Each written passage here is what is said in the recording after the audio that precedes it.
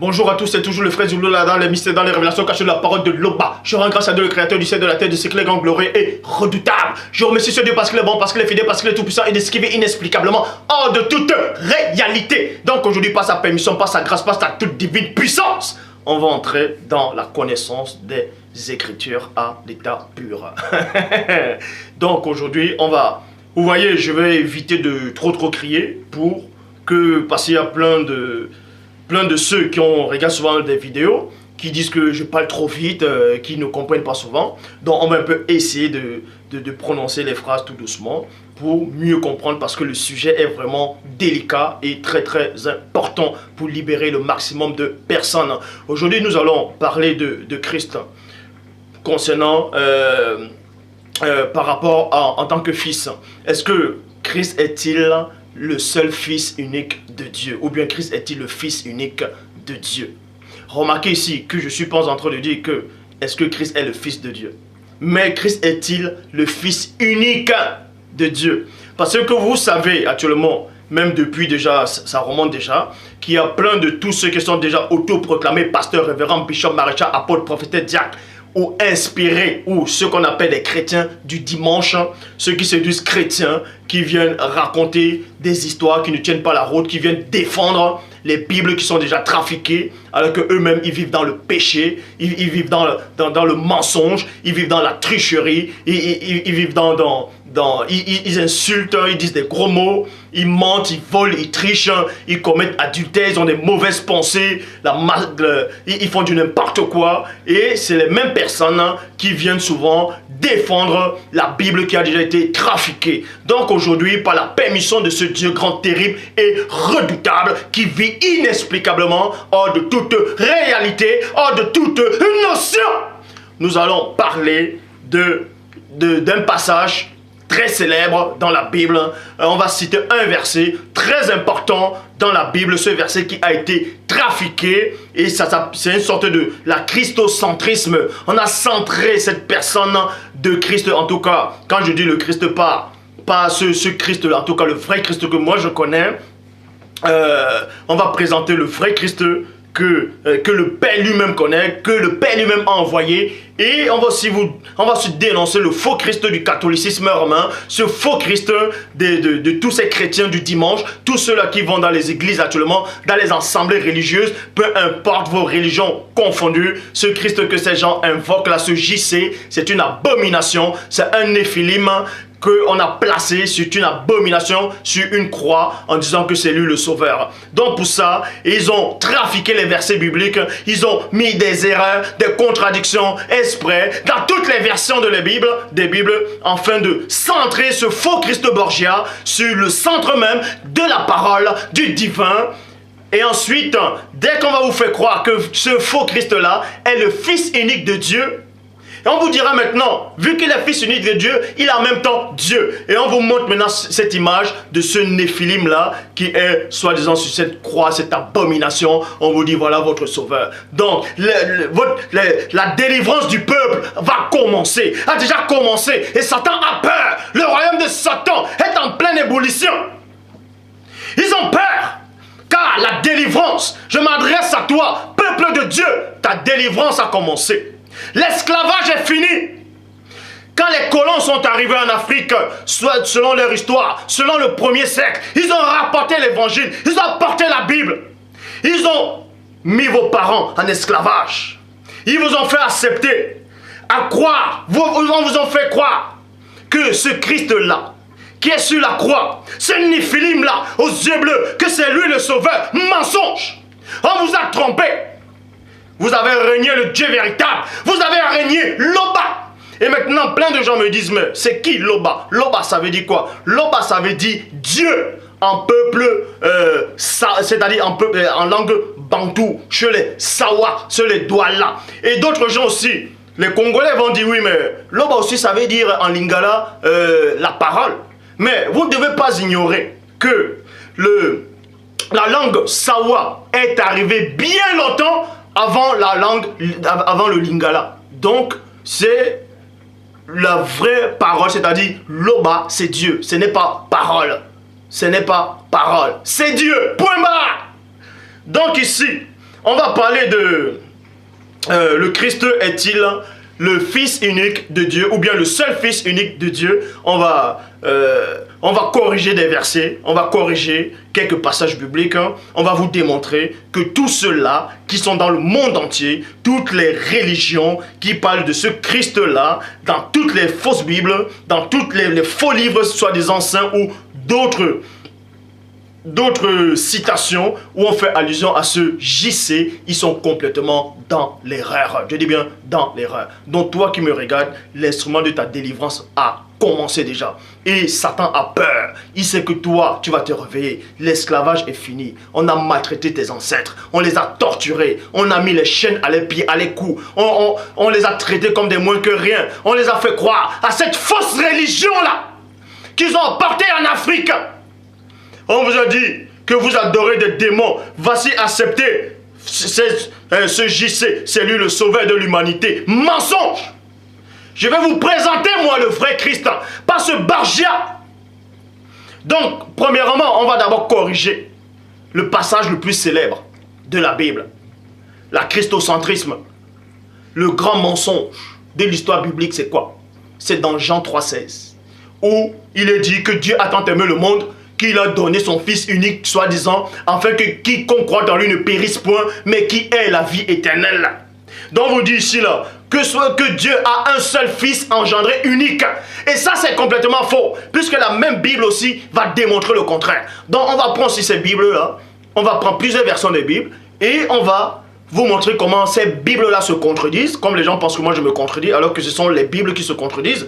Donc, dans Jean 3,16, vous pouvez vérifier, dans Jean 3,16, il est dit que Dieu a tant aimé le monde qu'il a donné son Fils unique afin que quiconque croit en lui ne périsse point mais qui ait la vie éternelle. Tandis que dans la traduction King James française, il est dit quoi? Car Dieu a tant aimé le monde qu'il a donné son Fils, son seul Fils engendré, afin que quiconque croit en lui ne périsse point mais qui ait la vie éternelle. On va prendre un autre passage biblique qui va contredire Jean 3,16. Je dis bien, on va prendre un autre passage biblique qui va contredire Jean 3,16. On va aller dans Hébreu chapitre 12, verset 22, dans la Bible Parole de Vie, il est dit ceci: vous vous êtes rapprochés. Quand on dit vous, on s'adresse aux saints, on s'adresse aux croyants qui ont cru à la véritable parole de Dieu, à ceux qui sont déjà sauvés. Donc, vous vous êtes rapprochés de la montagne de Sion, de la ville du Dieu vivant. Point. C'est la Jérusalem, le ciel où des millions d'anges sont en fête. Verset 23. Je vais aller dans le verset 23, dans la Bible en français courant, qui dit ceci: vous vous êtes rapprochés, vous vous êtes approchés d'une assemblée, en fait, virgule, celle des fils premiers-nés, de Dieu. Donc vous apprenez ici que Christ n'est pas le seul Fils de Dieu. Il y a plusieurs qui ont engendrés. Avant la création de l'univers, avant la création de ce monde physique, il y avait déjà les fils de Dieu qui ont été engendrés. Mais Christ n'est pas le Fils unique, il est le Fils aîné. Mais Hébreu le dit ici, dans Hébreu chapitre 12, au verset 23, Bible en français courant: vous vous êtes approchés d'une assemblée en fait, virgule, celle des fils premiers-nés de Dieu, virgule, dont les noms sont inscrits dans les cieux. Point. Vous vous êtes rapprochés de Dieu, le juge de tous les humains, et des esprits et des justes parvenus à la perfection. Vous voyez? Donc, quand on finit là, je vais prendre un autre passage pour vous montrer à quel point ces gens sont ignorants. Parce que Christ lui-même a donné un passage par rapport au fils prodigue. Le fils prodigue, dans la parabole de Christ, il y avait un père, un homme qui avait deux fils. Et dans la parabole de Christ, cet homme-là représentait Dieu. Quoique Dieu n'est point un homme. Parce qu'il est dit dans Nombre 23, 19 que Dieu n'est point homme pour mentir, ni fils d'homme pour se repentir. Mais c'était une parabole, c'était une comparaison. Donc dans la parabole de l'enfant prodigue, du fils prodigue, ce père-là, cet homme-là, avait deux fils. Donc d'ici là, Christ vous montre de sa propre vous dans la parabole en disant qu'il n'est pas le seul fils de Dieu. Il y a plusieurs. Puisque là, ici, là, dans la parabole de Christ, dans le fils prodigue, dans Luc chapitre 15 au verset 1, Bible seconde verset, il dit quoi? Parabole du fils perdu et de son frère. Il dit encore 2 points. Un homme avait 2 fils. Donc dans la parabole de Christ, cet homme-là représentait Dieu. C'était une représentation symbolique. Et les 2 fils représentaient les fils spirituels. Donc pour montrer que Christ n'est pas le seul fils unique de Dieu. Donc, si on accepte maintenant que la Bible tout entière est la parole de Dieu et qu'il n'y a pas... Nous savons, si la Bible est la parole de Dieu, il n'y aurait pas d'erreur là-dedans. Il n'y aurait même pas de contradictions. Pour tous ces chrétiens du dimanche qui viennent se lever pour vouloir essayer de dire des choses qu'eux-mêmes ne comprennent pas, qui vivent dans le péché, dans le mensonge, dans l'adultère, dans la fornication, qu'ils insultent, ils ont la rancœur, ils sont orgueilleux constamment, ils insultent tous les jours, des mauvaises pensées.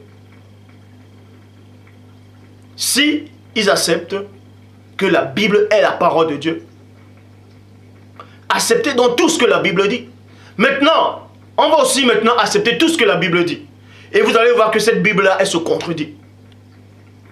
Job, chapitre 1, verset 6. Dans Job, chapitre 1.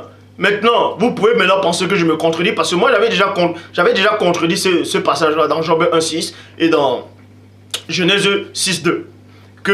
En parlant de ces fils-là, qui étaient réellement ces fils-là. Bon, bref. Mais ici, on va corriger l'ignorance de ces chrétiens du dimanche. Et vous verrez que le christianisme actuel est sur le point d'être renversé. Et plein ont peur de ça. Donc, Job, chapitre 1, verset 6, dans vos Bibles là, dont vous dites que c'est la parole de Dieu, dit ceci. Le jour où les fils, c'est pluriel, c'est plusieurs. Si vous ne comprenez pas les conjugaisons, si vous ne comprenez pas la signification des phrases, vous retournez à l'école, on va vous apprendre ces choses-là. Parce que Dieu seul a créé les mots des langages dans Genèse 11, 7. Donc quand on dit ici là dans Job chapitre 1 au verset 6, le jour où les fils, et non le fils unique de Dieu, mais les fils de Dieu se rendaient à l'audience du Seigneur, Satan l'adversaire, lui aussi vint parmi eux. Point. Job 38 au verset 7. Job 38 au verset 7, Bible seconde 21 dit ceci. Alors, là c'était pendant la création du monde. Les humains n'existaient pas encore. Alors que les étoiles du matin éclataient ensemble en chant d'allégresse et que tous les fils, et non le fils unique de Dieu, et que tous les fils, le pluriel, tous les fils de Dieu poussaient des cris de joie, point d'interrogation. On part maintenant dans Genèse chapitre 6 au verset 2 qui dit ceci. Les fils de Dieu virent que les filles des hommes étaient belles et ils en prirent pour femmes parmi tous ceux qu'ils choisirent. Donc, on vous dit qu'il y a déjà plus la notion des fils de Dieu et non d'un seul fils unique. Bible parole de vie, il est dit ceci. Parce que plein de gens vont dire oui mais dans Genèse, ils vont essayer de vouloir rattraper l'erreur de les fausses versions des Bibles. Ils vont vouloir rattraper l'erreur de soi-disant, de cette fausse parole qui disent que c'est la parole de Dieu, où les hommes ont trafiqué l'histoire, ils ont trafiqué la parole, ils ont dit que la Bible est la parole de Dieu. La Bible n'est pas la parole de Dieu. Mais, il y a néanmoins la parole de Dieu, tant où on parle néanmoins de la parole de Dieu dans la Bible. Eh oui. Si vous ne savez pas, la Bible n'est pas la parole de Dieu. Mais néanmoins, il y a une partie des vérités de Dieu dans la Bible. Et c'est cette partie-là que je récupère. Comme Paul de Tarse lui-même le dit. Prenez ce qui est bon. Et je prends cela et je fais les enseignements avec. Donc toi qui es dans l'ignorance complète, toi qui ne comprends pas, toi qui n'as même pas de chromosomes, quand tu dis mais Zouloula, il dit que la Bible n'est pas la parole de Dieu. Mais pourquoi il se base encore sur la même Bible pour faire ses enseignements? Mais comprends une bonne fois pour toutes, tu n'as pas de chromosomes que je dis encore, je répète. Et si tu comprends pas mon langage, je ne sais pas comment on va faire pour toi. La Bible n'est pas la parole de Dieu. Mais il y a néanmoins une partie de la parole de Dieu dans la Bible. Et je prends cette partie-là pour faire mes enseignements, parce que le Père a voulu que ce soit ainsi. Donc, dans la Bible, parole de vie, il dit quoi? Parce que plein de gens vont dire que non, les habitants, les fils de Dieu, dans Genèse 6, 2, c'était les fils de Seth. C'était toujours des humains, mais qui marchaient avec Dieu. On les appelait les fils de Dieu. Ils ont couché avec les femmes, les enfants, la progéniture de Caïn. Or, dans la Bible, parole de vie, il est dit quoi? Les habitants du ciel voient que ces filles sont belles et ils ont choisi les femmes parmi elles. Point. Les habitants du ciel. Le ciel, c'est où? Ce n'est pas sur la terre. Or, nous savons qu'il est dit, pour toi ignorant qui me regarde, dans 1 Corinthiens 15, verset 50. Parce que moi, je connais la Bible. Je la connais. Et vous ne ferez jamais le poids. Je connais toutes les versions des Bibles. Je connais tous les livres apocryphes qui existent. Et vous ne ferez jamais le poids. Donc je dis ici, dans 1 Corinthiens, chapitre 15, au verset 50, Paul de Tarse dit, ce que je dis, frère, la chair et le sang ne peuvent hériter le royaume de Dieu. Donc quand on dit les habitants du ciel, ça peut pas être la chair et le sang. Donc la notion que ce sont des hommes qui marchaient avec Dieu, qui sont ces fils de Dieu là, c'est faux. Bon, nous allons aller, donc je donne plusieurs passages dans la Bible qui démontrent, qui brisent complètement la notion du Fils unique de Dieu.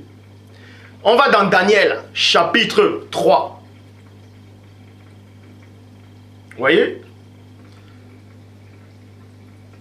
Dans Daniel, il est dit ceci. Dans Daniel chapitre 3, on fait allusion à Achab, Béchab et Abed-Nego. On parle de 3 compagnons de Daniel qui étaient dans la fournaise. Et comprenez attentivement. On parle de 3 compagnons de Daniel qui étaient dans la fournaise. Dans Daniel, il est dit ceci. Dans la tradition Abbé Filion, dans Daniel chapitre 3, le roi répondit, 2 points. Voici, je vois 4 hommes sans lien qui marchent au milieu du feu.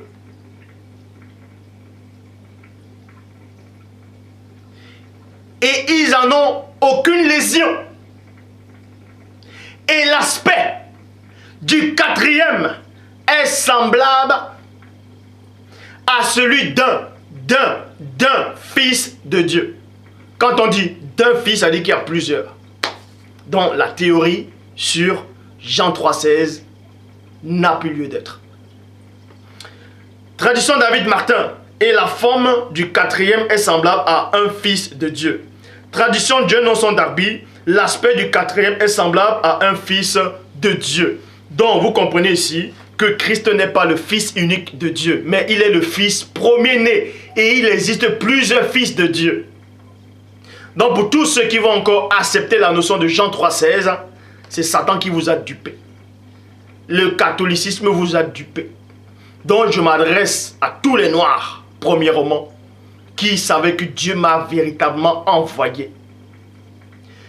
Ne vous laissez plus prendre au piège par des copies-collées de ces embryons charnels. Parce que je ne dirais pas embryon spirituel, parce que le mot spirituel apparaît. Mais embryon charnel. Eux-mêmes, ils n'ont pas de chromosomes. L'esclavage est fini. Si vous ne connaissez pas l'histoire, on va parler avec les mots. L'Européen est venu en Afrique, selon leur histoire, au 1er siècle. Si tu ne connais pas l'histoire, toi, le noir qui est assis, je t'informe, selon l'histoire humaine, écrite chez les humains, les colons, les navigateurs, ainsi de suite, sont arrivés en Afrique au 1er siècle. Ils ont colonisé les gens. Ils ont apporté cette Bible-là. Mais pose-toi la question. Avant le 1er siècle, l'homme noir croyait en qui? Il ne croyait pas en Dieu. Tu penses qu'il ne connaissait pas qui était Dieu? Donc, ils vous ont apporté cette Bible. Ils vous ont dit que vos ancêtres adoraient des démons. Que vos ancêtres étaient des singes, des bonobos, des chimpanzés. Vous avez accepté. On a forcé les ancêtres. On les a torturés. On les a mis dans les cages. On les a traités comme des moins que rien. On les a mis dans les navires. On les a envoyés travailler sur le soleil, les cannes à sucre, sur le coton, pour trier les cotons. On les a déportés. On les a méprisés. On les a enlevé la dignité. On vous a enlevé votre spiritualité. On vous a fait accepter cette abomination que le Néphilim a inventée, a élevé sur la croix, en vous disant que c'est le Sauveur, qu'il est le Fils unique de Dieu. Et vous avez accepté, parce que vous n'avez plus de chromosomes. Vous acceptez cette abomination. On vous dit que c'est votre Sauveur. Et dès que Dieu envoie quelqu'un, l'un de votre frère, quelqu'un qui vient de votre patrie, pour vous dire que cette abomination, Dieu déteste ça, vous dites que ça n'a aucune importance, peu importe la couleur. Parce que Satan vous a dupé. L'instrument de ta délivrance est là. Peuple de Dieu, réveille-toi. Peu importe ta couleur, maintenant, tous ceux qui acceptent cette parole, tous ceux qui acceptent la justice du Père, sauront et savent que je suis de Dieu. Je n'ai pas besoin de me glorifier ou bien de me justifier. Celui qui me justifie, c'est celui qui m'a envoyé. Mais je parle ainsi pour ceux qui sont encore ignorants, pour ceux qui n'ont même pas la foi. Ils écoutent un message, ils disent « Ah, merci ». Ils écoutent le contraire. Ils sont là, ils doutent, ils se mettent à trembler. Ce sont des hommes irrésolus. Donc tu peux vérifier ta Bible dès maintenant. Tu peux vérifier ta Bible et tu n'auras plus d'excuses. Parce qu'on vous dit ici dans Jean 3,16 que Dieu a envoyé soi-disant son Fils unique. Mais il y a plein de versions, plein de passages qui contredisent la notion du Fils unique. Christ n'est pas le Fils unique. Il est le Fils premier-né. Et il y a plusieurs fils de Dieu. Que cela vous plaise ou pas, c'est ainsi. Et ce n'est pas JC. Il ne vous sauvera pas. Ce JC qui est dans les églises, je répète, tous ceux qui se disent chrétiens dans le monde entier, qui vont célébrer cette abomination, qui vont se prosterner devant cet homme-là, ce Néphilim-là, Dieu ne vous connaît pas. Et je dis encore, aucun homme dans cette réalité n'a le Saint-Esprit. Que cela vous choque ou pas, c'est ainsi. Aucun de vous n'a le Saint-Esprit de Dieu. Aucun de vous n'a le Saint-Esprit. Je sais de quoi je parle. Je dis bien, sur la terre, vous allez me dire, mais les milliards de personnes sur la terre, mais qu'est-ce que je raconte? Je sais de quoi je parle. Jean 3,11. Nous disons ce que nous savons et on rend témoignage de ce qu'on a vu. Personne de tous ceux qui se disent chrétiens ou autres croyants n'ont le Saint-Esprit. Donc, certains vous diront que nous sommes une secte et qu'on est des racistes. Dites-leur que dans le groupe, il y a des blancs, il y a des chinois, il y a des métis, il y a même des arabes. Dans le groupe, on accepte tout le monde, en tout cas, tous ceux qui acceptent la parole du Dieu véritable. On accepte. Ils sont dans la confusion parce qu'ils ont peur. Le système actuel religieux du christianisme qu'on vous présente actuel est en train d'être écrasé. Et tant que je suis là, votre faux Dieu, il tremble. C'est pour ça qu'il envoie ces petits pantins pour venir faire des distractions. Donc toi qui sais que le Père m'a véritablement envoyé, n'aie pas peur. Je dis bien, regarde mon visage. Est-ce que tu vois le doute dans mon visage? Non. Est-ce que tu vois l'incrédulité sur mon visage? Est-ce que tu vois la peur sur mon visage? Tu vois quoi sur mon visage? La foi, l'assurance, la vérité. N'aie pas peur. Ce Christ-là, que le catholicisme a ramené en Afrique, que vos ancêtres ont accepté par force. Ceux qu'on a mis dans les bateaux, dans les cages, on les a traités comme des animaux. Vous devez honorer les mémoires maintenant. À renoncer ces faux dieux-là de l'Europe. Ces faux dieux que le Père lui-même déteste. Vous devez renoncer à ces abominations Je le répète, Christ a été noir. Il est noir. Vous allez me dire, mais comment je dis que Christ est noir? Je dis encore, même les anges sont noirs. Vous pouvez copier ce passage, trafiquer avec d'autres vidéos. Ça n'a aucune importance. Ça ne changera rien dans le grand ordre des choses. Les anges sont noirs. Vous allez me dire, mais comment se fait-il que les anges sont noirs alors qu'ils sont des êtres de lumière? Je vais vous expliquer ces choses si vous ne comprenez pas. À chaque fois qu'un ange descend sur la terre, ou bien quand, en tout cas les vrais anges de Dieu, quand ils apparaissent, ils ont les traits africains. Ils ont les traits noirs africains. C'est en cela où on dit les anges sont noirs. Ça ne veut pas dire qu'ils ont la couleur de cette peau-là. Ils ont les traits parce que la spiritualité, c'est une question de race. Si vous ne comprenez pas le mystère des Écritures. Vous voulez la guerre, soit vous l'aurez. La prochaine vidéo, sachez que là, cette vidéo-ci, c'est juste un petit échantillon. La prochaine vidéo, on va corriger les Bibles. Je vous donne déjà la vidéo que je ferai plus tard, bientôt. Les erreurs et les contradictions dans la Bible. Et je dis, le christianisme actuel qu'on vous a présenté va connaître sa déchéance. Moi, je connais le vrai Christ. Je connais le vrai premier-né. Parce que si le vrai Christ était réellement en vous, comme l'Écriture, en tout cas, c'est un passage qui était bien traduit, où il y a cette vérité. Celui qui est en Christ est une nouvelle créature. Si dans le Fils vous a franchi, vous serez réellement libre. Posez-vous la question, que si vous croyez, soi-disant, en ce vrai Christ, pourquoi vous mentez encore? Pourquoi vous vivez encore dans la fraude? Pourquoi vous forniquez encore? Pourquoi vous commettez encore adultère? Pourquoi vous trichez? Pourquoi vous insultez? Pourquoi vous avez la rancœur? Posez-vous la question. Qui est ce Christ-là? Vous insultez qui là? Dieu? Faites attention. Vous voyez des gens qui n'ont même pas de chromosomes viennent faire des vidéos alors qu'ils ne vivent même pas la vie de sainteté. Ils ne connaissent même pas Dieu. Ils vont prier un homme qu'on a inventé en disant que c'est le Fils unique de Dieu. Depuis quand Dieu a un Fils unique, il a plusieurs. Il y a plein de passages qu'il affirme, en tout cas, plein de vos Bibles qui l'affirment. Vos versions l'expliquent. Il y a plusieurs fils de Dieu. Peuple de Dieu, partout où tu te trouves actuellement, n'aie pas peur. N'aie pas peur de la mort.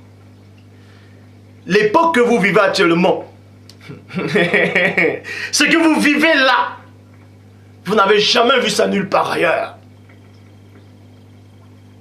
Vous n'avez jamais vu ça nulle part ailleurs. Donc n'aie plus peur. N'écoute pas ce que les gens racontent. Loba existe. Et Loba, c'est Dieu. Quand vous dites qu'en lingala, ça veut dire la parole, dites-leur que quand le peuple Sawa disait déjà Loba, le Congolais n'existait pas encore. En tout cas, cette langue, le lingala n'existait pas encore. Donc, Loba, ça veut dire Dieu. C'était déjà là avant, en premier. On le prononçait déjà. Donc, plus tard, dans une autre langue qui est venue après, la langue Sawa, où on dit que Loba, ça veut dire Dieu, c'est les problèmes. Donc, ne te pose plus la question, Loba, ça veut dire quoi? Loba, ça veut dire Dieu. Loba, c'est Dieu. Donc, n'aie plus peur.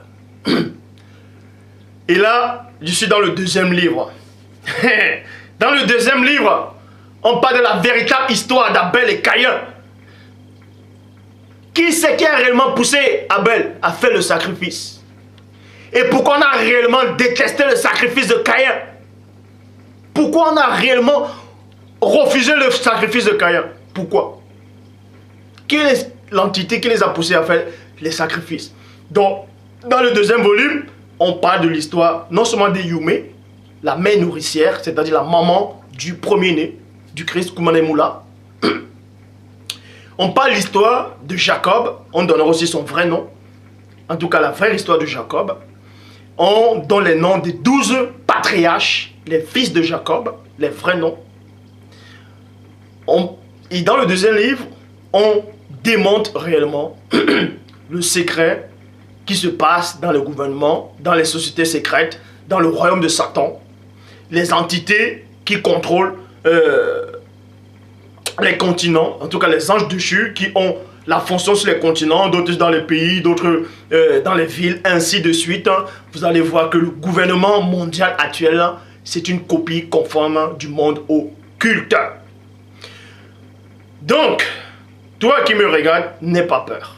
Continue à prier, continue à suivre les messages.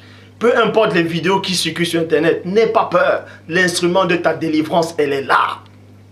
L'instrument de ta délivrance, elle est là. Dis-toi que si on a fait ça au premier-né, le fils aîné, Christ, en tout cas le vrai Christ, Koumane Moula, quand vous lisez dans Jean 6, 60, plein de disciples ont dit, mais ses paroles sont très dures, ses propos sont très durs, il parle très durement, il parle très mal, c'est pas bon. Et dans le verset 66, ils ont abandonné le Christ. Mais parce que Christ ne les avait pas choisis, parce que la parole ne les avait pas choisis, parce que la parole les avait sondés, les avait trouvés impurs. Donc à chaque fois, toi, premièrement, le noir, quand tu vois l'image de ce faux Christ blanc là, quand tu vois tes frères noirs qui n'ont plus de chromosomes, quand ils vont prier dans d'autres religions, quand ils vont prier dans les églises, dans les temples, souviens-toi de tes ancêtres. Que ceux qui prient là maintenant, ils sont en train de salir la mémoire de vos ancêtres. Parce qu'on a caché l'histoire. On vous a trompé. Le véritable peuple de Dieu, c'est les Noirs. Ce n'est pas ceux, soi-disant, qui sont en Palestine. Ce sont des Néphilim. Et on connaît les origines, on connaît leur histoire. Et en temps et ensuite, tous ceux qui acceptent la véritable parole. Parce qu'il y a plein de Noirs aussi qui m'écrivent, qui disent, mais Zulu là, tu racontes quoi? L'homme blanc ne sera jamais sauvé, même s'il accepte tes paroles. Mais c'est écrit où ça? Vous allez me dire que Edom, c'est l'ancêtre des Blancs. J'ai démontré, j'ai fait la vidéo sur Edom. Que tu sois blanc, jaune, peu importe ta couleur, si tu acceptes le message, tu deviens fils de Dieu. Tu fais partie du peuple de Dieu. C'est comme ça. Donc arrêtez de barliven en disant qu'il n'y aura que les Noirs qui seront sauvés. Vous voyez des sites comme si c'est Bantou hébreu, ils vous disent que c'est le Noir qui va être sauvé. C'est un mensonge. Parce que Dieu aime la justice. Peu importe ta couleur, si tu l'acceptes, tu es sauvé. Point barre. Et c'est ce Dieu-là qui m'envoie. C'est ce Dieu-là qui m'envoie. Donc n'aie pas peur. N'aie plus peur. Tu es sur le bon chemin. Tu es sur la bonne maison. Tu es dans la bonne maison. N'aie pas peur que tu vas rendre compte plus tard à les faux dieux. Car les faux dieux sont en train d'être écrasés.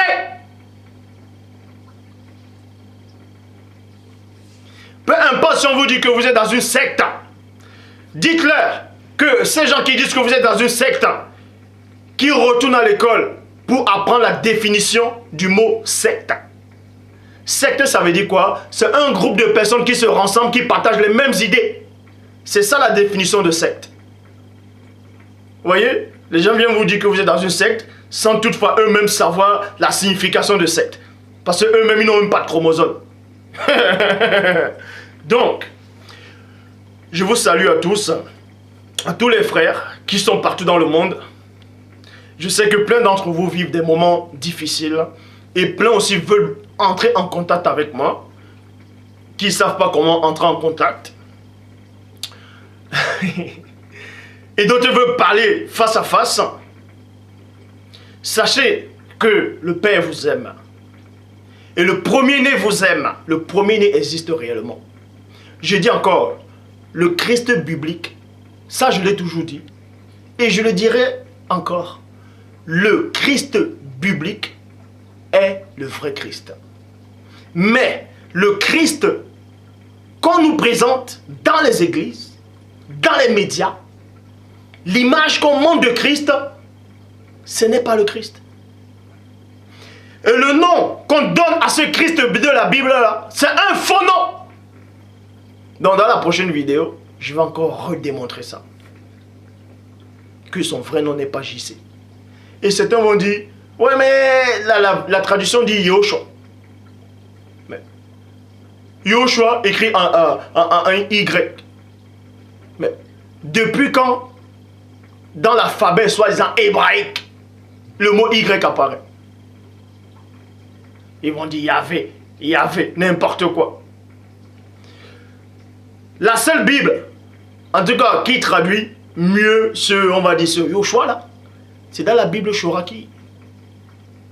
Et la traduction de Yoshua dans la Bible Shoraki n'a rien à voir avec le Yoshua que vous écrivez avec Y là. Ça n'a rien à voir.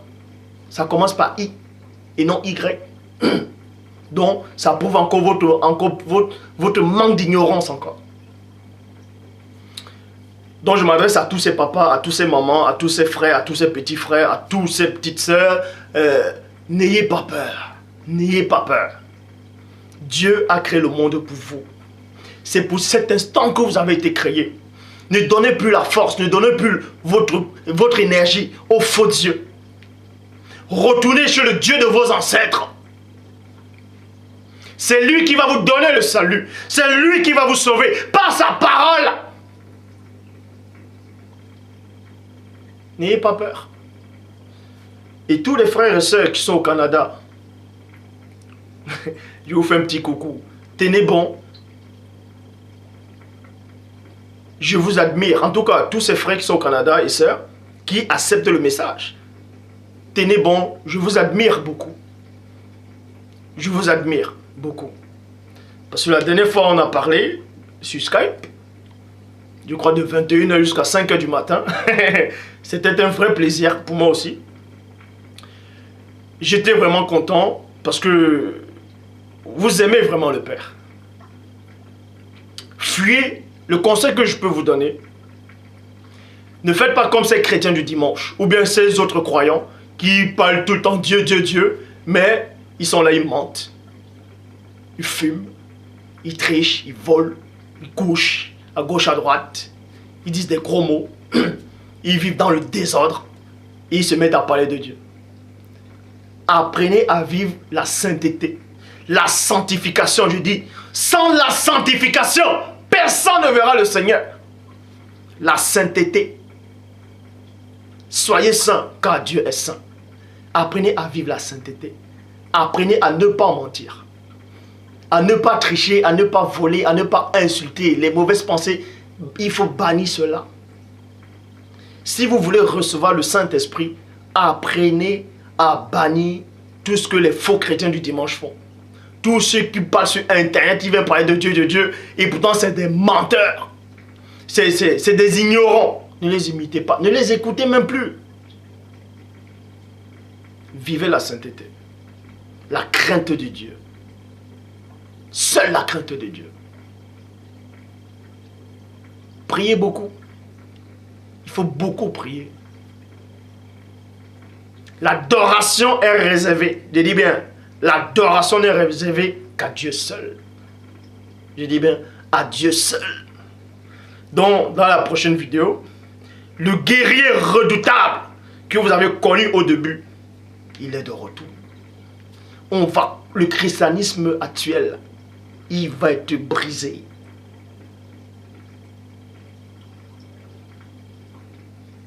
Que le Père soit loué.